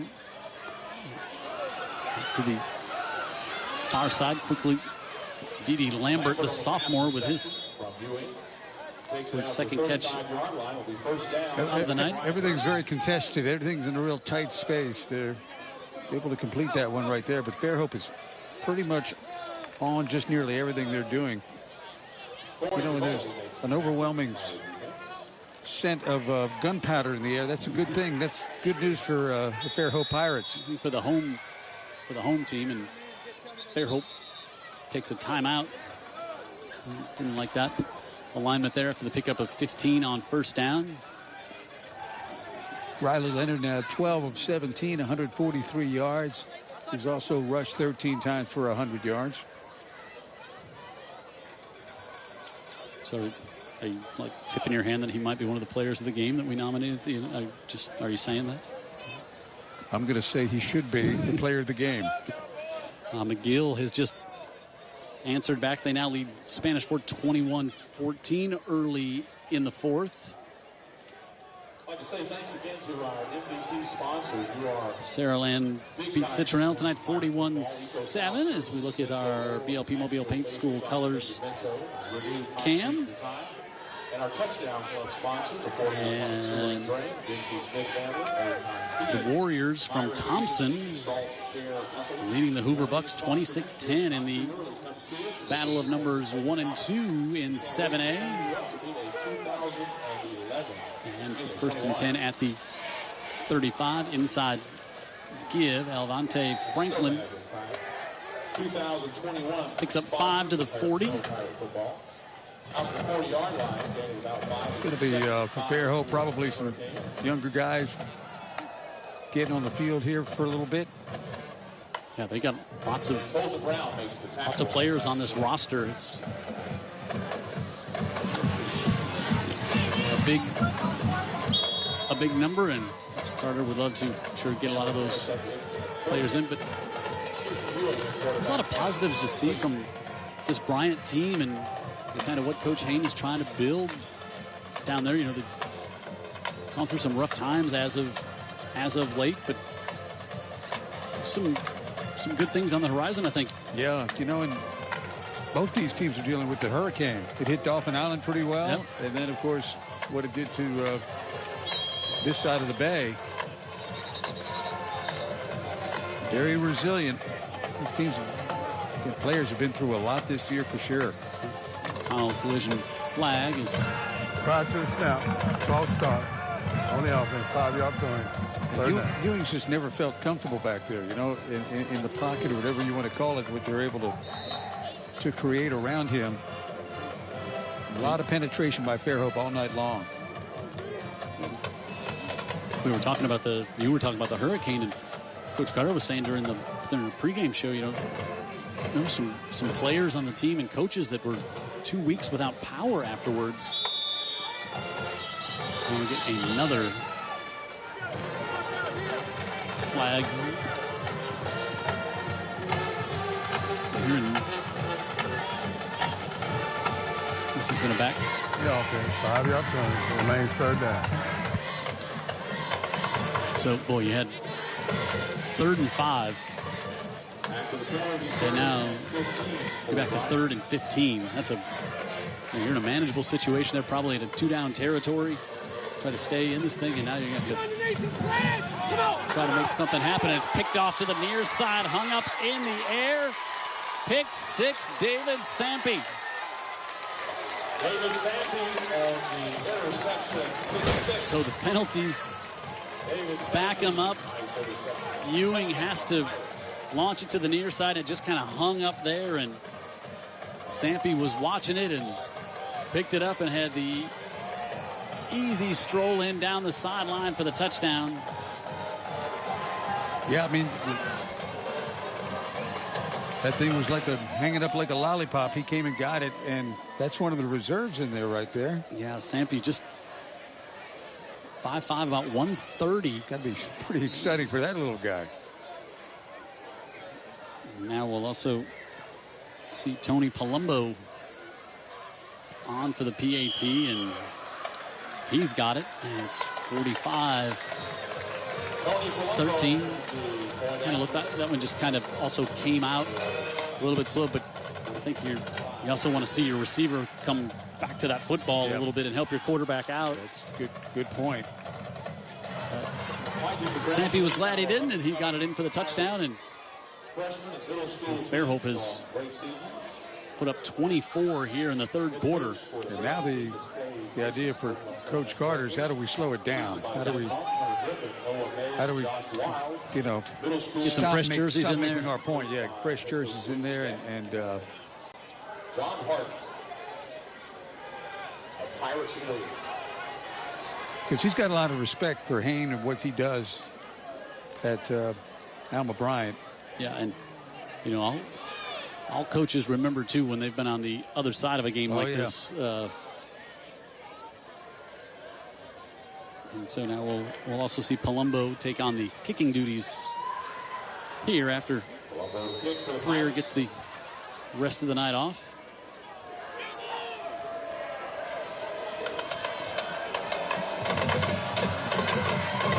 Palumbo drives this one to about the 20. It's bobbled momentarily, and then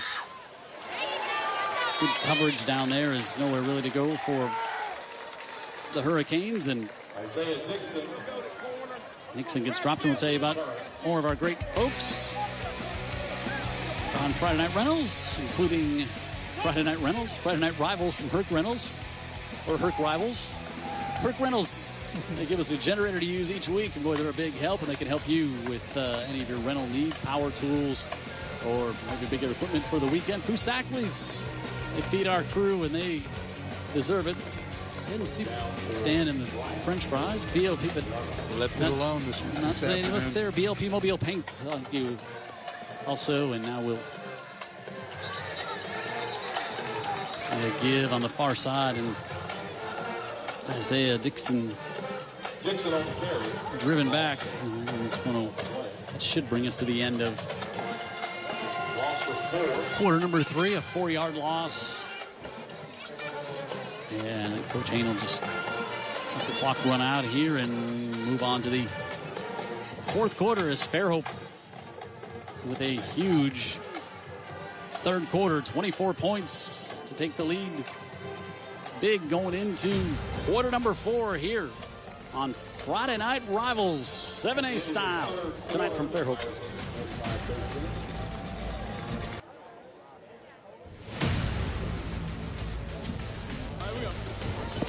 One quarter left in this one from Fairhope. Jim Cox, Dan Brennan, Jared Kihas, Pat Melton, our statistician, who is yet in his first game here at Fairhope to get used to the cannon. And it's gone off a lot tonight for the home team Pirates. As we're seeing lots of, as Dan Brennan said, lots of new fresh faces in there for Fairhope on defense as we just start the fourth quarter.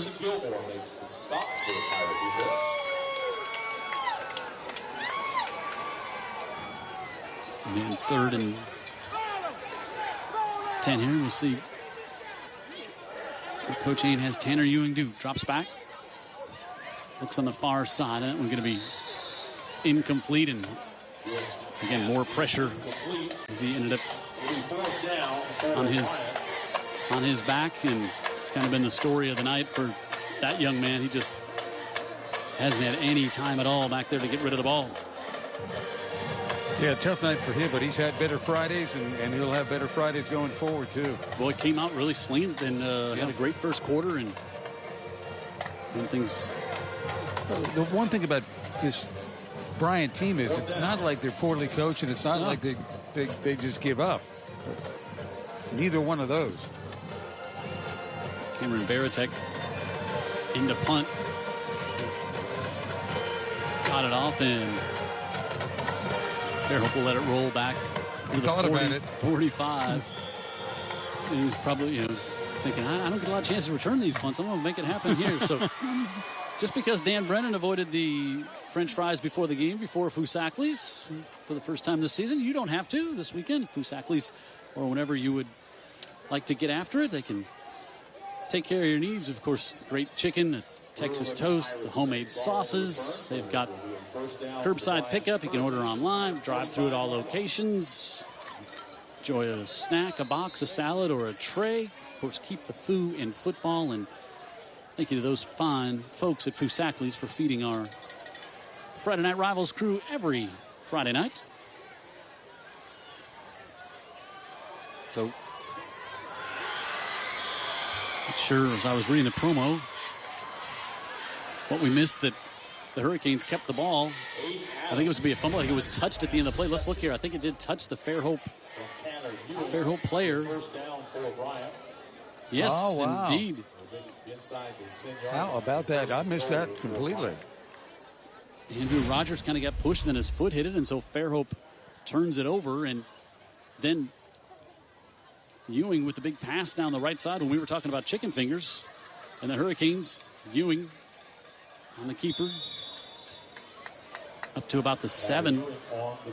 He wasn't thinking about finger food. He went right to work. Nice completion.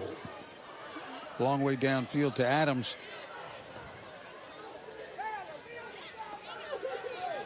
And Ewing looks on it again. He's just second year playing these. So these are they're still all important reps for him at quarterback. Good point. Yeah. Looking to keep this one, cuts it back to the inside and down to about the 1.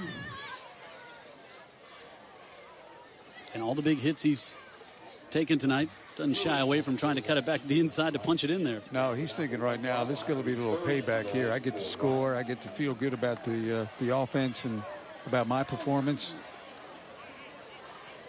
He's been kind of a sacrificial lamb tonight.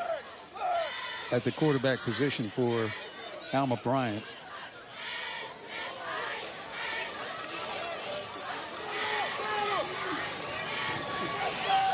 Third down here. Give on the inside, driving. No signal.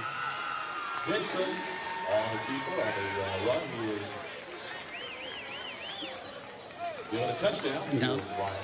They'll say he did get in. We didn't see a score here, but he did easily able to push in. So Dixon, the freshman, with the touchdown, and looks like they'll go for. I think like we were talking about important reps, you kind of expect they'll go for 2 here because you're still working on things with you got a freshman running back there, you got a young quarterback. It's good to see, everything he's been through tonight. He's able to engineer a drive downfield. Sure, he rolls out to his right, still looks, floats it, and it's incomplete. And make it 45-19, 7:19 to go in the fourth. Fairhope on top of Bryant here on Friday Night Rivals. Let's go.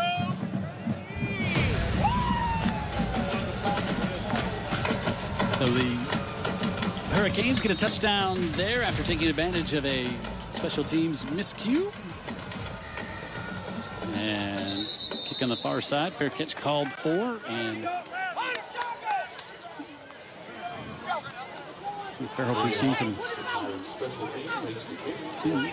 fresh jerseys out there on the defensive side, and now we'll see the same thing on offense. Be interesting to see how Fairhope does, how this whole region does in the playoffs. Traditionally, 7A, they haven't really run through the state. Maybe McGill being the one exception. Yep, Ian Parrish in it. Quarterback, and gives it off to Creel. Caden Creel, just a sophomore. Creel plays some quarterback as well. And Parrish has only thrown 1 pass this year, and probably not going to add to those numbers a lot here tonight, I wouldn't think. Our BLP Mobile Paint School colors cam.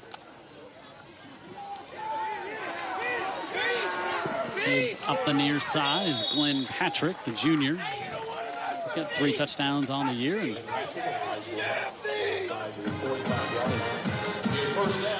carry on that one. You can see they're letting the clock run here as we're inside 6 minutes. And just as I say that, timeout will be called for by the Hurricanes.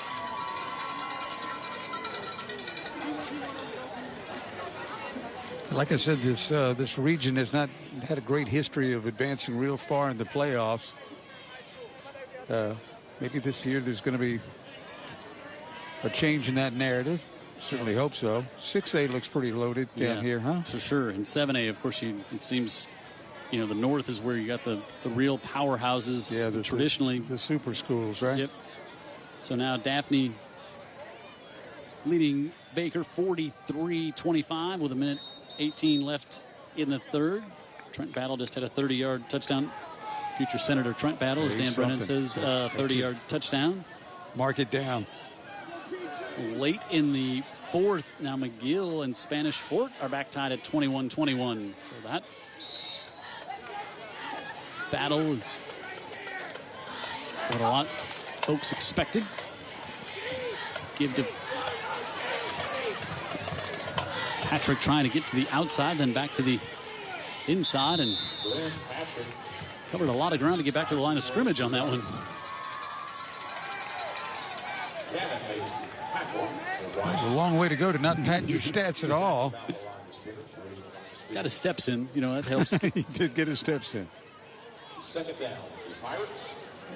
So he'll get right back to just short of the line of scrimmage. We'll call it 2nd and 11 here. St. Luke's leading Orange Beach 35-20.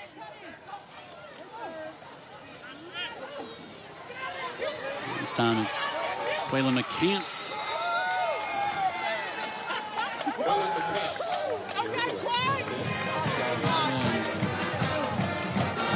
the first down for the Pirates up the far side. So Fairhope will be home next week against Murphy.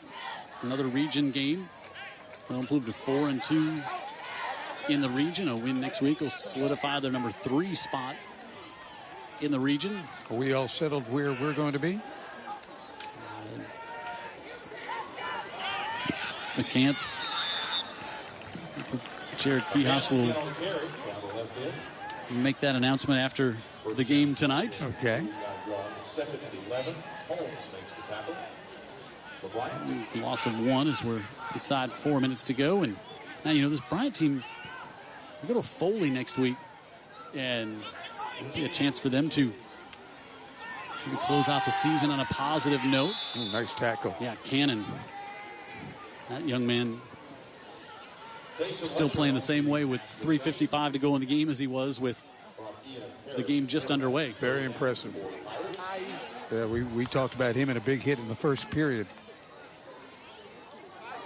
Yeah, so again, they take on Foley next week, and a chance for the seniors to close out the season with a victory. And this one up in the air, tipped and intercepted. Ball popped up in the air and coming up with a pick. Kurt Caden, the sophomore linebacker, good ball awareness as Ian Parrish had that ball tipped. And first down for Bryant Hurricane. No matter what, you'll always remember this. You know, a tip ball, and the sophomore comes up with a pick there. Nice play. Some of these kids are so young on this Hurricane team, and they're contributors too. As we are inside 3.5, and now we're going to change it. Quarterback. I think Eric Green is maybe now in there. Quarterback, and the result is the same with the pressure. Right up the middle from Fairhope. Green, a junior. It's one of the best bands we got in the area, by the way. Fairhope High School, the Marching Pirate band. Perennially, yes. Right? Yes. And Green has Pass intended for Clark across the middle, but incomplete.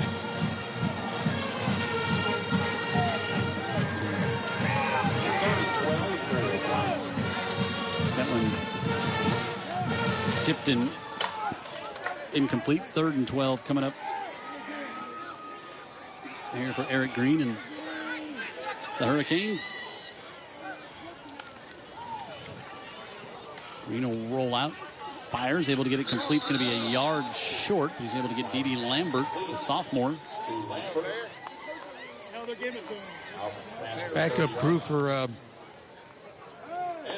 Fairhope hits about as well as the first team. I know they're not. The stakes are not as high at this point, but. So inside 2 minutes, 4th and 1 here, and we'll see what Coach Hain wants to do. Look like he was maybe going to send the punt team out, and but he'll call a timeout as the play clock gets down to 1 here, and I would think they would go for it, and then if Fairhope gets it, if they stop them, they can run out the clock anyway. So really enjoyed our getting to know Coach Hain this week. First time we've done a game with Bryant since he's been the head coach down there, and he's telling us some good Mississippi high school football history and information. And really up around he was at Hattiesburg High School and had a great run there as a coach, and was just talking about how big high school football is up in that area around Petal and Hattiesburg and those areas as well. And when he explained it, it did make sense because it's more community schools. Yep. And lots of rural areas up there. Yeah, and you know that's all they've got. And they've got Mississippi State and Ole Miss and Southern Miss, but basically they put all they have into their high school football in the state of Mississippi, and it shows up. You know, our great crew, Rodney on camera there. We got Matt, our statistician. Again, Kihos with the mid-season acquisition on the statisticians trade. Didn't even know that was a thing that was possible. And Kihos trades for Matt, and it's been the steal of the year. Victoria Crowder running the camera up here, just off to our left as well. She's back on the crew. She was here with us years ago, and I think had some mother duties to do, and now she's able to break free, and we're glad to have her back on the Friday Night Rivals crew. She'll back up 3 kids later. Glad to have her. And the Hurricanes convert there and give the middle. As Dan Brennan said, the tackling continues to come as Daniel Breed makes the stop. As this one about to wrap up here at Vania Kai. Patrick is gripped down there. Vania, of course, gives you all those. When that ball's in the air and he's tracking the receiver is going to catch it, like you think it's like, oh yeah, that's just it. It's like, yeah, try to do that. Try to keep that ball in that little viewfinder. Do that on your cell phone. Yeah. Again, our crew, we're lucky to get to work with him as that one incomplete, and that just may do it. Daniel Hicks, our red hat, occasional bouncer when things go sideways on the sideline down there, and he had to bring in the referee a few weeks ago, but does a great job. He's the one that has to go out there to make sure we can get our TV breaks in. Raymond Wilson high atop the scaffolding to the north here. Maybe the best flow of hair on the crew. Raymond's got the best flow. That's unanimous. I mean, like you and I competing for that title? No. Don't think so. Not me. Yeah, we get a snap, penalty before the snap. It's going to be a delay of the game. We can't. And Copland down in the south end zone. Those isotoners, Kyle? Those isotoner gloves you got? They are like. You still make those? Dan Marino's still getting a check from isotoner. He's wearing them. Pitched up to the far side and incomplete. And that will do it here tonight, as now they were going to let it run, and now they're going to stop it with 4.4 seconds remaining. And those all of our great photographers out here. Of course, we've got everybody else working back in the truck. Jonathan Buswell on our replay. Ed Smith and Liz Kai on graphics. And, you know, as soon as I said Ed Smith, they fired the cannon. They did. I mean, they've been waiting all night for the Ed Smith reference. Mention Ed's name, and the cannon goes off. That's how big a deal he is in Fairhope. Liz Kai also. They liked all them. So again, our crew, and Jared Kihos, the guy down the truck, puts it all together and does everything to get our Friday Night Rivals games on the air each week. And Thomas McDonald, who's worked with us a long time, he is directing the games each and every week for us here on Friday Night Rivals, and really done a great job. It really does becomes like an extended family that we all get to work with every Friday night here. And I must disagree. No, they are great, and they welcome us every day. By the time we get here, usually they're... Well, I'm not sure they're going to welcome you next week after... The streak may be over, but they're usually convening down there with the Zaxby's, and but they're here a long time before and after the game. Yep. So let's go down to Coach Carter. Coach, you came out, as you said, you maybe weren't happy early on, but their team kind of found their way, and I thought both sides of the line really kind of took control of this game for your squad tonight. Well, I appreciate that, but I tell you what, Alma Bryant played really hard, came out, really young, and Coach don't have a lot of players, maybe as many as he wants, but they fought. And, I thought the second half was a little bit better. We got a long way to go. And, you know, I think this is a pretty good football team, but we got to eliminate some of the mistakes and penalties and, you know, not be so chippy. You know, I think our guys, you know, maybe a little something extra's going on. They got to get away from it and realize you can't hurt yourself. But anyway, the second half was a lot better. I thought Riley did a good job holding us together in the first half, but we really ran the ball better in the second half. And then our defense, one drive, that's been our problem. We come out and for some reason we don't play the very first series well defensively.